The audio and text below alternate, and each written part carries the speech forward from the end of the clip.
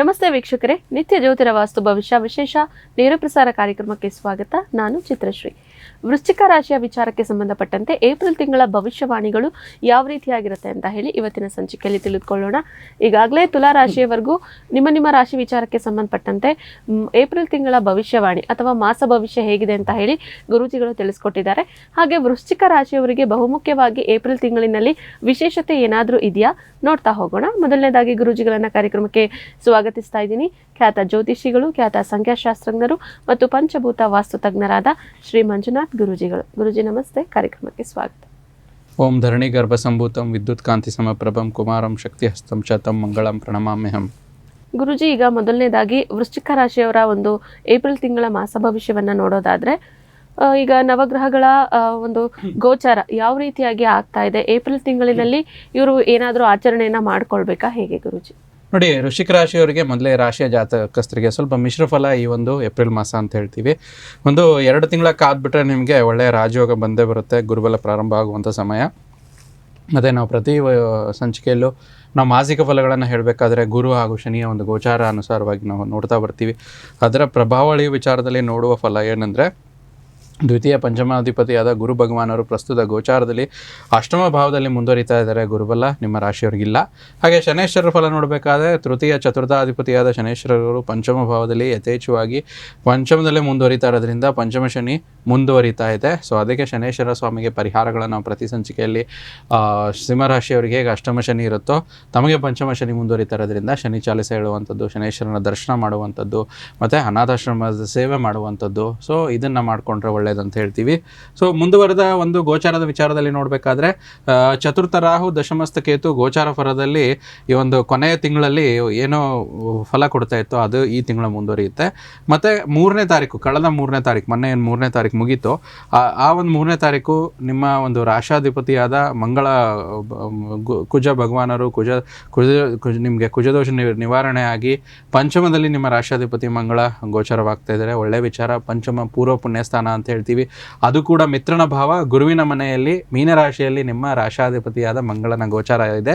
11ನೇ ತಾರೀಕು ನಂತರ ಬರುವಂಥ 11ನೇ ತಾರೀಕು ಅಷ್ಟಮ ಲಾಭಾಧಿಪತಿಯಾದ ಬುಧ ಗ್ರಹರು ಪಂಚಮ ಸ್ಥಾನಕ್ಕೆ, ಸ್ವಲ್ಪ ನೀಚ ಸ್ಥಾನಕ್ಕೆ ಗೋಚರವಾಗ್ತಿರುವಂಥದ್ದು. ಬುಧನ ಗೋಚಾರವಾದರೆ 15ನೇ ತಾರೀಕು ನಂತರ ನಿಮಗೆ ದಶಮಾಧಿಪತಿಯಾದ ಸೂರ್ಯ ಭಗವಾನರು ಷಷ್ಠ ಭಾವದಲ್ಲಿ ಗೋಚರವಾಗ್ತಾರೆ.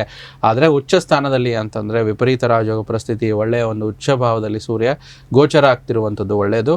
ಇನ್ನು ನಿಮಗೆ ಸಪ್ತಮ ವ್ಯಾಧಿಪತಿಯಾದ ಶುಕ್ರ ಭಗವಾನರು ಷಷ್ಠ ಭಾವದಲ್ಲಿದ್ದು 20ನೇ ತಾರೀಕು ನಂತರ, ಈ ಒಂದು ಏಪ್ರಿಲ್ 20ನೇ ತಾರೀಕು ನಂತರ ಸಪ್ತಮ ಭಾವಕ್ಕೆ ಸ್ವಕ್ಷೇತ್ರಕ್ಕೆ ಬರುವಂಥದ್ದು. ಇದು ಕೂಡ ತುಂಬ ಒಳ್ಳೆಯ ವಿಚಾರ. ಒಂದು ಕೇಂದ್ರದ ಅಧಿಪತಿ ಗ್ರಹ ಕೇಂದ್ರಕ್ಕೆ ಬರುವಂಥದ್ದು ಗೋಚಾರದಲ್ಲಿ. ಈ ರೀತಿ ಪ್ರಮುಖವಾಗಿ ನವಗ್ರಹಗಳಲ್ಲಿ ಗುರು, ಶನಿ, ರಾಹು, ಕೇತು ಯಥಾಸ್ಥಿತಿ ಮುಂದುವರೆಸಿದ್ರೆ ಬುಧ ನಿಮ್ಮ ರಾಶಾಧಿಪತಿಯಾದ ಮಂಗಳ, ಶುಕ್ರ ಹಾಗೂ ಸೂರ್ಯನ ಗೋಚಾರ ನಿಮ್ಮ ರಾಶಿಯವರಿಗೆ ಜರುಗ್ತಾ ಇದೆ. ಆ ಒಂದು ಫಲಗಳನ್ನು ಮುಂದೆ ನೋಡೋಣ. ಗೋಚಾರದಲ್ಲಿ ಇಲ್ಲಿ ಈ ರೀತಿ ಒಂದು ಇದಾಗ್ತಾ ಇರುವಂಥದ್ದು. ಇನ್ನು ಆಚರಣೆ ವಿಚಾರದಲ್ಲಿ ಮೊನ್ನೆ ಕಳೆದ 2ನೇ ತಾರೀಕಿನಂದು ನಾವು ರಾಮಭಕ್ತ ಆಂಜನೇಯ ಸ್ವಾಮಿ ಹನುಮಾನ್ ಜಯಂತಿ ಆಚರಿಸಿದ್ವಿ ತುಂಬ ವಿಜೃಂಭಣೆಯಿಂದ. ಮುಂದೆ ಬರುವಂಥ ಆಚರಣೆ ಏನು ಅಂತಂದರೆ, ವಿಶೇಷವಾದ ಯುಗಾದಿ ಪಂಚಾಂಗದ ವಿಚಾರದಲ್ಲಿ ಒಂದು ರಾಜಯೋಗ ಮುಹೂರ್ತದಲ್ಲಿ ಏಪ್ರಿಲ್ 19ನೇ ತಾರೀಕು ಒಂದು ಅಕ್ಷಯ ತೃತೀಯ ಒಂದು ಆಚರಿಸ್ತಾ ಇದ್ದೀವಿ. ಮತ್ತು ಅದರ ಕ್ರಮವಾಗಿ 20ನೇ ತಾರೀಕು ಬಸವ ಜಯಂತಿ, ಜಗಜ್ಯೋತಿ ಬಸವೇಶ್ವರರ ಜಯಂತಿ ಆಚರಿಸ್ತಾ ಇದ್ದೀವಿ. ಸೊ ಇದು ತುಂಬ ಒಂದು ವಿಶೇಷ. 12ನೇ ಶತಮಾನದ ಶರಣರಾದ ಮಹಾತ್ಮರಾದ ಬಸವೇಶ್ವರ ಜಯಂತಿಯನ್ನು 20ನೇ ತಾರೀಕು ಆಚರಿಸ್ತಾ ಇದ್ವಿ. ಈ ರೀತಿ ನವಗ್ರಹಗಳ ಗೋಚಾರ ಮತ್ತು ಆಚರಣೆ ವಿಚಾರವಾಗಿ ವೃಶ್ಚಿಕ ರಾಶಿಯವರಿಗೆ ಏಪ್ರಿಲ್ ತಿಂಗಳಲ್ಲಿ ಜರುಗ್ತಾ ಇರುವಂಥದ್ದು. ಗುರುಜಿ, ಈಗ ಮುಂದುವರೆದ ಭಾಗವಾಗಿ ನೋಡೋದಾದ್ರೆ ನವಗ್ರಹಗಳ ಗೋಚರ ಯಾವ ರೀತಿಯಾಗಿ ಜರುಗ್ತಾ ಇದೆ ಅಂತ ಹೇಳಿ ತಿಳಿಸಿದ್ರಿ. ಅದರ ಒಂದು ಮುಂದುವರೆದ ಭಾವ, ಈಗ ನವಗ್ರಹಗಳ ಗೋಚರದ ಪ್ರಭಾವ ಎಷ್ಟು ಮಟ್ಟಿಗೆ ವೃಶ್ಚಿಕ ರಾಶಿಯವರಿಗೆ ಏಪ್ರಿಲ್ ತಿಂಗಳಿನಲ್ಲಿ ಬೀರ್ತಾ ಇರುವಂತದ್ದು, ಏನೆಲ್ಲ ಅನುಕೂಲತೆಗಳನ್ನ ಪಡೆದುಕೊಳ್ತಾ ಇದ್ದಾರೆ?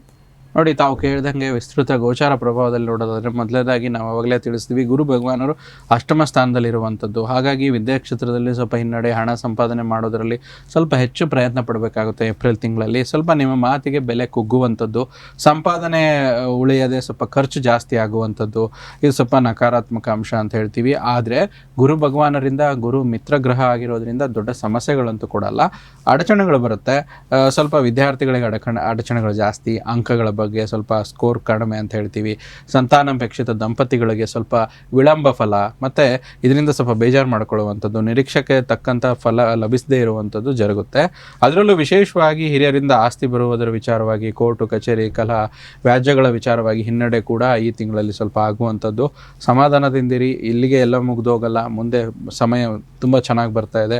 ಆದರೆ ಏನೇ ಇದ್ರೂ ಕೂಡ ನಿಮ್ಮ ರಾಶಾಧಿಪತಿ ಗುರುವಿಗೆ ಮಿತ್ರನಾಗಿರೋದ್ರಿಂದ ಯಾವುದೇ ರೀತಿ ಪೂರ್ತಿ ಕೆಟ್ಟದ್ದಂತೂ ಆಗೋಲ್ಲ. ಇದು ತಕ್ಕ ಮಟ್ಟಿಗೆ ಒಂದು ಕಂಫರ್ಟೇಬಲ್ ಆಗಿರುವಂಥ ಒಂದು ವಿಚಾರ ಅಂತ ಹೇಳ್ತೀವಿ. ಇನ್ನು ಗೋಚಾರ ಫಲದಲ್ಲಿ ರಾಹು ಚತುರ್ಥದಲ್ಲಿ, ಕೇತು ಭಾಗ್ಯಸ್ಥಾನದಲ್ಲಿ ಇರೋದ್ರಿಂದ ಚತುರ್ಥ ಭಾವ ಸ್ವಲ್ಪ ತಾಯಿ ಸೌಖ್ಯ ಕಡಿಮೆ, ಸ್ವಲ್ಪ ವಾದ ವಿವಾದಗಳನ್ನು ಜರುಗುವಂಥದ್ದು, ವಾಹನ ಸೌಖ್ಯ ಕುಗ್ಗುವಂಥದ್ದು, ಸ್ವಲ್ಪ ಮನೆಯಲ್ಲಿ ಅಥವಾ ಮನೆಯವರ ಒಂದು ಸಂಬಂಧದ ವಿಚಾರವಾಗಿ ಬೇಸರವಾಗುವಂಥದ್ದು, ಸುಖ ಕಡಿಮೆ ಆಗುವಂಥದ್ದು, ನಿದ್ರೆ ಕಡಿಮೆ ಆಗುವಂಥದ್ದು, ಸ್ಟ್ರೆಸ್ ಟೆನ್ಷನ್ ಸ್ವಲ್ಪ ಜಾಸ್ತಿ ಆಗುವಂಥದ್ದು ಜರುಗುತ್ತೆ. ಮತ್ತು ನಿಮ್ಮ ರಾಶಾಧಿಪತಿಯಾದ ಮಂಗಳ ಗ್ರಹರು ಕೂಡ ಚತುರ್ಥ ಭಾವದಿಂದ ಪಂಚಮ ಭಾವಕ್ಕೆ ಬಂದ ಮೇಲೆ, ಪಂಚಮ ಸ್ಥಾನ ಅಂದರೆ ಯಾವುದು? ಪೂರ್ವ ಪುಣ್ಯ ಸ್ಥಾನ ಅಂತ ಹೇಳ್ತೀವಿ. ಸೊ ಪೂರ್ವ ಪುಣ್ಯ ಬಂದಾಗ ಭೂಮಿಯಿಂದ ಯೋಗ, ಮನೆಯಿಂದ ಯೋಗ, ಭೂಮಿಗೆ ಸಂಬಂಧಪಟ್ಟಂಥ ವ್ಯಾಪಾರ ವಹಿವಾಟುಗಳಿಗೆ, ಭೂಮಿ ನಂಬಿ ಜೀವನ ಮಾಡುವಂಥ ರೈತರಿಗೆ, ಅನ್ನದಾತರಿಗೆ ಒಂದು ಒಳ್ಳೆಯ ಯೋಗ ಅಂತ ಹೇಳ್ತೀವಿ. ಮತ್ತು ಮಂಗಳ ಒಂದು ಡಿಫೆನ್ಸ್ ಪ್ಲಾನೆಟ್ ಆಗಿರೋದ್ರಿಂದ ಆರಕ್ಷಕರಿಗಾಗಿರ್ಬೋದು, ಸೋಲ್ಜರ್ಸ್ ಅಂತ ನಾವೇನು ಹೇಳ್ತೀವಿ ಅಂದರೆ ದೇಶ ಕಾಯುವಂಥವ್ರು, ಸೊ ಇವರಿಗೆ ಒಳ್ಳೆಯ ಸಮಯ. ಅದಲ್ದಿರ ಸ್ವಲ್ಪ ಕೆಲಸದ ಸ್ಥಳದಲ್ಲಿ ಒಳ್ಳೆಯ ಒಂದು ಮನ್ನಣೆ, ಒಳ್ಳೆಯ ಸೌಕರ್ಯಗಳು ಲಭಿಸುವಂಥದ್ದು, ದೇಶದ ಅಭಿವೃದ್ಧಿ ಕಡೆ ಗಮನ ನೀಡುವಂಥದ್ದು ಚೆನ್ನಾಗಾಗುತ್ತೆ. ವೃತ್ತಿ ಮತ್ತು ಪ್ರವೃತ್ತಿಗಳಲ್ಲಿ ತುಂಬ ಉತ್ತಮವಾಗಿರುತ್ತೆ ಏಪ್ರಿಲ್ ತಿಂಗಳಲ್ಲಿ ಮಂಗಳನ ಬದಲಾವಣೆಯಿಂದ.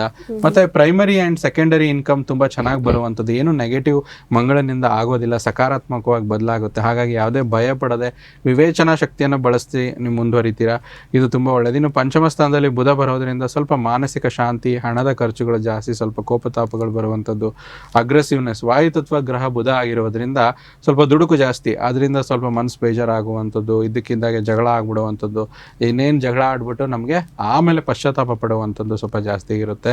ಸಡನ್ನಾಗಿ ಹಣ ಖರ್ಚು ಮಾಡುವಂಥದ್ದು, ಅದಾದಮೇಲೆ ನಾನು ಖರ್ಚು ಮಾಡಬಾರ್ದಾಗಿತ್ತು ಅನ್ನೋ ಒಂದು ಪಶ್ಚಾತ್ತಾಪ ಕೂಡ ಇರುತ್ತೆ.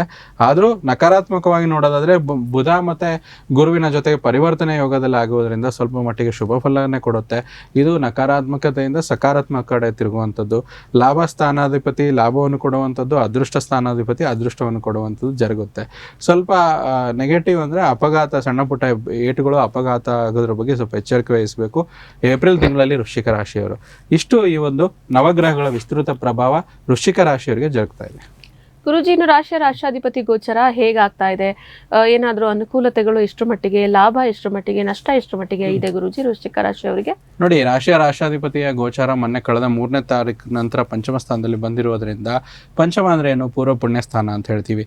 ಸೊ ನಿಮಗೆ ಮಿತ್ರನ ಮನೆಯೇ ಆಗಿರೋದ್ರಿಂದ ಪೂರ್ವ ಪುಣ್ಯ ಆಕ್ಟಿವೇಟ್ ಆಗಿ ಒಳ್ಳೆಯ ಆಧ್ಯಾತ್ಮಿಕ ಯೋಗ, ವಿದ್ಯೆ ಮತ್ತು ಒಂದು ಪ್ರವಾಸ ಮತ್ತು ದೇವರ ಧ್ಯಾನ ಭಕ್ತಿ ಹೆಚ್ಚಾಗುವಂಥದ್ದು, ಇದು ಸಕಾರಾತ್ಮಕ ಅಂಶ ರಾಶಾಧಿಪತಿಯಿಂದ ನಿಮಗೆ ಸಿಗುವಂಥದ್ದು ವೃಶ್ಚಿಕ ರಾಶಿಯವರಿಗೆ.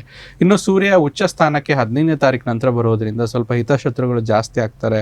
ಅದ್ರ ಬಗ್ಗೆ ಸ್ವಲ್ಪ ವಿಶೇಷ ಗಮನ ವಹಿಸಬೇಕು. ನೀವು ಮಾಡಿರುವಂಥ ಒಂದು ದೇವಾಲಯ ದರ್ಶನ ಮತ್ತು ದೇವರ ಆಶೀರ್ವಾದದಿಂದ ಯಾವುದೇ ಸಮಸ್ಯೆ ಬಂದರೂ ಕೂಡ ಸ್ವಲ್ಪ ಅದನ್ನು ದಾಟಿ ಮುಂದುವರಿತೀರಾ. ಸೂರ್ಯನಿಂದ ಉದ್ಯೋಗದಲ್ಲಿ ಕಿರಿಕಿರಿ ಮತ್ತು ಉದ್ಯೋಗದಲ್ಲಿ ಸಫಲತೆ ಸಿಗುವಂಥದ್ದು, ಯಾವುದೇ ರೀತಿ ಇದ್ದರೂ ಉದ್ಯೋಗದಲ್ಲಿ ಕಿರಿಕಿರಿ ದೂರ ಆಗುವಂಥದ್ದು, ಎಲ್ಲರ ಬೆಂಬಲ ನಿಮಗೆ ಸಿಗುತ್ತೆ. ಧನ್ಯವಾದ ಹೇಳುವಷ್ಟು ನಿಮಗೆ ಒಂದು ಒಳ್ಳೆಯ ಎನರ್ಜಿ ಸಿಗುವಂಥದ್ದು ನಿಮಗೆ ಸೂರ್ಯನಿಂದ ಆಗುತ್ತೆ.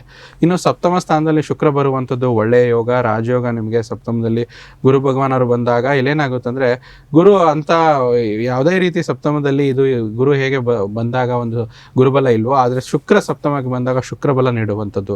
ಅದಕ್ಕೆ ಏಪ್ರಿಲ್ 24ನೇ ತಾರೀಕು ನಂತರ ನಿಮಗೆ ಹೈಯೆಸ್ಟ್ ಶುಭ ಫಲ ಶುಕ್ರನಿಂದ ಲಭಿಸುವಂಥದ್ದು.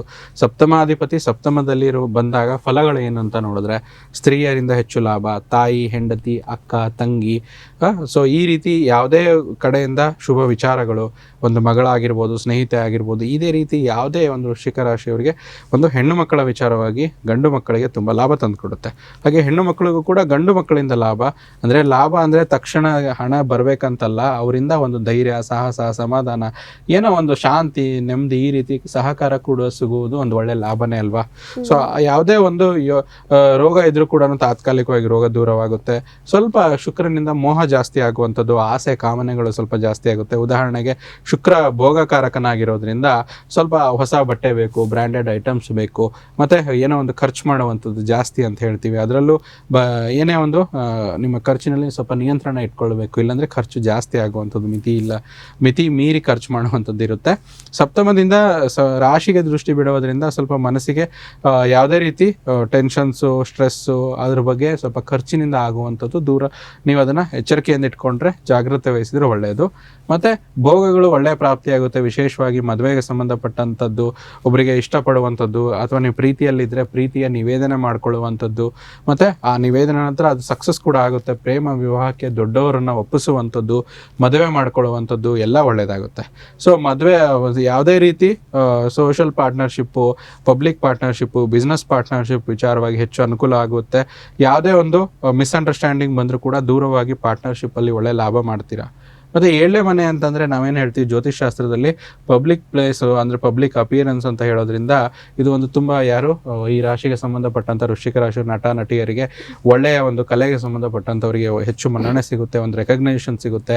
ಅದರಿಂದ ನೀವು ಪ್ರೇರೇಪಣೆಗೊಂಡು ಹೆಚ್ಚಾಗಿ ಒಳ್ಳೆಯ ಪಾತ್ರಗಳನ್ನು ನಿರ್ವಹಿಸ್ತೀರಾ. ಮತ್ತು ಉದ್ಯೋಗ ವ್ಯಾಪಾರದಲ್ಲಿ ಆಕರ್ಷಮಯವಾಗಿರುವಂಥ ಒಳ್ಳೆಯ ಅನುಕೂಲತೆಗಳು ಹೆಚ್ಚಾಗುತ್ತೆ. ಹಣ್ಣು ಹೂವಿನ ವ್ಯಾಪಾರಿಗಳು, ವಿಶೇಷವಾಗಿ ಸ್ತ್ರೀಯರು ಮಾಡುವಂಥ ವ್ಯಾಪಾರಗಳು, ಈ ಬೊಟೆಕ್ ಆಗಿರ್ಬೋದು, ಸಲೂನ್ ಆಗಿರ್ಬೋದು, ಇದಕ್ಕೆ ಒಳ್ಳೆಯ ಲಾಭ ಅಂತ ಹೇಳ್ತೀವಿ. ಮತ್ತು ಯಾವುದಾದ್ರೂ ಒಂದು ಡಿಸೈನ್ಗೆ ಒಂದು ಒಳ್ಳೆ ಮನ್ನಣೆ, ನೀವು ಒಂದು ಏನೋ ಒಂದು ಟೈಲರ್ ಆಗಿದ್ರೆ ಬ್ರೋಟೆಕ್ ಡಿಸೈನ್ ಮಾಡಿದ್ರೆ ಆ ಒಂದು ಡಿಸೈನ್ಗೆ ಒಳ್ಳೆ ಮನ್ನಣೆ ಸಿಗುತ್ತೆ.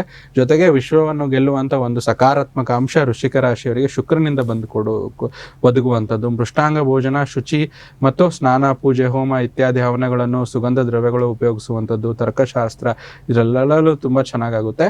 ಕೊನೆಯದಾಗಿ ಗುರು ಹಾಗೂ ಶನಿ ಸ್ವಲ್ಪ ನಿಧಾನ ಲಭ್ಯತೆ ಇರೋದ್ರಿಂದ ಸ್ವಲ್ಪ ಗುರುವಿನ ಸ್ತೋತ್ರ ಮಾಡುವಂಥದ್ದು, ಗುರುವಿನ ಸ್ಮರಣೆ ಮಾಡುವಂಥದ್ದು, ಶನಿಗೆ ಶನಿ ಚಾಲಿಸ ಹೇಳ್ಕೊಳ್ಳುವಂಥದ್ದು, ಶನೇಶ್ವರನ ಸಂಬಂಧಪಟ್ಟಂಥ ಪರಿಹಾರಗಳನ್ನು ಮಾಡ್ಕೊಳ್ಳುವಂಥದ್ದು. ವೃಶ್ಚಿಕ ರಾಶಿಯವರಿಗೆ ಗುರು ಶನಿಯ ವಿಚಾರದಲ್ಲಿ ಗ್ರಹಗತಿಗಳು ಸ್ವಲ್ಪ ನಿಧಾನವಾಗಿದ್ದರೆ, ಉಳಿದಿರುವಂಥ ಗ್ರಹಗತಿಗಳು ಲಗ್ನ ಒಂದು ರಾಶಾಧಿಪತಿಯಿಂದನೇ ತುಂಬ ಚೆನ್ನಾಗಿದೆ. ಪ್ಲಸ್ ಶುಕ್ರನ ಗೋಚಾರ, ಗುರು ಬಲದಂತೆ ಶುಕ್ರನ ಬಲ ಸಿಗುವಂಥದ್ದು ತುಂಬ ಒಳ್ಳೆಯ ಫಲ ಏಪ್ರಿಲ್ ತಿಂಗಳಲ್ಲಿ, ಏಪ್ರಿಲ್ 20ನೇ ತಾರೀಕು ನಂತರ ವಿಶೇಷವಾಗಿ ವೃಶ್ಚಿಕ ರಾಶಿಯವರಿಗೆ ಸಿಗುತ್ತೆ. ಗುರುಜಿ, ಇನ್ನು ನಕ್ಷತ್ರಗಳ ಆಧಾರಿತವಾಗಿ ಏನಾದರೂ ಫಲಗಳು ವೃಶ್ಚಿಕ ರಾಶಿಯವರಿಗೆ ಇದೆಯಾ? ಸಮಸ್ಯೆಯ ಭಾಗವಾಗಿ ಪರಿಹಾರಕ್ಕೆ ಏನು ಮಾಡ್ಕೊಳ್ಬೇಕು? ನೋಡಿ, ಅದರಲ್ಲಿ ಬಹುಮುಖ್ಯವಾಗಿ 3 ನಕ್ಷತ್ರ ನಿಮ್ಮ ರಾಶಿಯವರಿಗೆ. ವಿಶಾಖ ನಕ್ಷತ್ರದ ಕೆಲವರಿಗೆ ಒತ್ತಡ ಸಂಬಂಧಿಸಿದ ಸಮಸ್ಯೆಗಳು ಉಂಟಾಗ್ಬೋದು, ಧ್ಯಾನ ಮಾಡಿ ಸ್ವಲ್ಪ ಚೆನ್ನಾಗಿ ವಿಶ್ರಾಂತಿ ಪಡೆಯಿರಿ. ಅನುರಾಧ ನಕ್ಷತ್ರದವರು ಫಲಿತಾಂಶವಿಲ್ಲದ ವೈಯಕ್ತಿಕ ಹಾಗೂ ವ್ಯವಹಾರಗಳನ್ನು ನಿಮ್ಮ ಮೇಲೆ ಭಾರವಾಗುತ್ತೆ, ಇದ್ರ ಬಗ್ಗೆ ಎಚ್ಚರಿಕೆ ಇರಿ. ಜ್ಯೇಷ್ಠ ನಕ್ಷತ್ರದವರು ಹಿಂದಿನ ಹಳೆಯ ನೆನಪುಗಳು ಮಾಯವಾಗುವಂಥದ್ದು, ಹೊಸ ಅವಕಾಶಗಳನ್ನು ಸ್ವೀಕರಿಸಲು ನಿಮಗೆ ಮುಕ್ತಗೊಳಿಸುತ್ತೆ. ಪರಿಹಾರಗಳಂತ ನೋಡಿದಾಗ ದಿನಾಲು ಸ್ವಲ್ಪ ಶಿವಗಾಯತ್ರಿ ಮಂತ್ರವನ್ನು ಜಪ ಮಾಡಿ. ಮಂತ್ರ ಈ ರೀತಿ ಬರುತ್ತೆ: ಓಂ ತತ್ಪುರುಷಾಯ ವಿದ್ಮಹೇ ಮಹಾದೇವಾಯ ಧೀಮಹಿ ತನ್ನೋ ರುದ್ರ ಪ್ರಚೋದಯಾತ್. ಓಂ ತತ್ಪುರುಷಾಯ ವಿದ್ಮಹೇ ಮಹಾದೇವಾಯ ಧೀಮಹಿ ತನ್ನೋ ರುದ್ರ ಪ್ರಚೋದಯಾತ್. ಈ ರೀತಿ ಎಷ್ಟು ಸಾಧ್ಯವಾದಷ್ಟು ದಿನದಲ್ಲಿ ಜಪ ಮಾಡುವಂಥದ್ದು, ಅಥವಾ 108 ಬಾರಿ ಜಪ ಮಾಡೋದು ಒಳ್ಳೆಯದು. ಮತ್ತು ಮಂಗಳವಾರದ ಹೊತ್ತು ಸುಬ್ರಹ್ಮಣ್ಯ ಸ್ವಾಮಿ ದೇವಸ್ಥಾನಕ್ಕೆ ಹೋಗಿ ಕೆಂಪು ಹೂಗಳಿಂದ ಅರ್ಪಿಸಿ ಪೂಜೆ ದರ್ಶನ ಮಾಡ್ಕೊಳ್ಳೋದು ಒಳ್ಳೆಯದು. ಸೂಚನೆ ಕೊನೆಯ ಒಂದು ವಿಚಾರದಲ್ಲಿ, ಈ ಒಂದು ನಿಮಗೆ ಒಳ್ಳೆಯದಾಗಬೇಕಂದ್ರೆ ಸ್ವಲ್ಪ ಆದಷ್ಟು ಕಂದು ಬಣ್ಣದ ವಸ್ತುಗಳನ್ನು ದಾನವಾಗಿ ನೀಡಿ, ಅಂದರೆ ಗ್ರೇ ಐಟಮ್ಸ್ ಅಂತ ಏನು ಹೇಳ್ತೀವಿ ಅದರ ವಿಚಾರವಾಗಿ ಇದು ಮಾಡ್ಬೋದು. ಅದನ್ನು ದಾನ ನೀಡಿದರೆ ವೃಶ್ಚಿಕ ರಾಶಿಯವರಿಗೆ ಈ ಪರಿಹಾರ ದಾನಗಳು ತುಂಬ ಒಳ್ಳೆಯ ಕೆಲಸ ಮಾಡುತ್ತೆ. ನೋಡಿದ್ರಲ್ಲ ವೀಕ್ಷಕರೇ, ವೃಶ್ಚಿಕ ರಾಶಿಯವರು ಪರಿಹಾರಕ್ಕಾಗಿ ಏನ್ ಮಾಡ್ಕೊಳ್ಬೇಕು ಅಂತ ಹೇಳಿ ಗುರುಜಿಗಳು ಕಂಪ್ಲೀಟ್ ಆಗಿ ತಿಳಿಸ್ಕೊಟ್ಟಿದ್ದಾರೆ. ಮಾಡ್ಕೊಳ್ಳಿ, ಒಳ್ಳೇದಾಗ್ಲಿ ಅಂತ ಹೇಳ್ತಾ ಗುರುಜಿ ಇಷ್ಟೊತ್ತು ನಮ್ಮ ಜೊತೆ ಇದು ವೃಶ್ಚಿಕ ರಾಶಿಯವರಿಗೆ ಏಪ್ರಿಲ್ ತಿಂಗಳ ಕಂಪ್ಲೀಟ್ ಮಾಸ ಭವಿಷ್ಯ ಹೇಗಿದೆ ಅಂತ ಹೇಳಿ ತಿಳಿಸ್ಕೊಟ್ಟಿದ್ದೀರಾ. ಜೊತೆಗೆ ವಿಶೇಷ ಸೂಚನೆಯನ್ನ ಸಹ ಕೊಟ್ಟಿದ್ದೀರಾ ಗುರುಜಿ. ಧನ್ಯವಾದಗಳು.